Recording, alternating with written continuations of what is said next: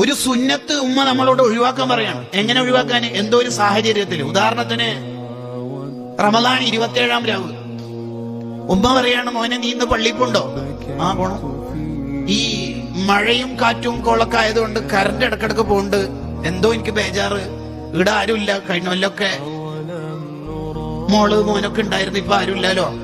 നീ ഇന്ന് തറാവിയും വിത്തറൊക്കെ വീട്ടിൽ നിന്ന് തന്നെ നിസ്കരിക്കോ മോനെ, എനിക്കെന്തോ ഒരു പേടി. അവിടെ എന്താ മസാല? വീട്ടിൽ നിസ്കരിക്കണം ഉമ്മക്ക് വേണ്ടിട്ട്. ഏതാ രാവ്? 27-ാം രാവ്. ഉമ്മ കഴിഞ്ഞിട്ടേ വേറെന്തെങ്കിലും ഉള്ളൂ ഈ ലോകത്ത്. സുന്നത്ത് നിസ്കരിച്ചുകൊണ്ടിരിക്കുമ്പോ ഉമ്മ വിളിച്ച് ആ വിളിക്ക് ഉത്തരം കൊടുത്തിട്ടില്ലെങ്കിൽ ഉമ്മക്ക് വിഷമാവെന്ന് കണ്ടാൽ വേഗം കൈയളക്കുക, ഉമ്മക്ക് ഉത്തരം കൊടുക്കുക. നിസ്കാരത്തിൽ കൈയളക്കാനുള്ള മസാല പറയണത് എത്രമാത്രം പ്രാധാന്യം ഉണ്ട് നിങ്ങൾ ആലോചിച്ച് നോക്കിയേ. ആരാണ് ഉമ്മ?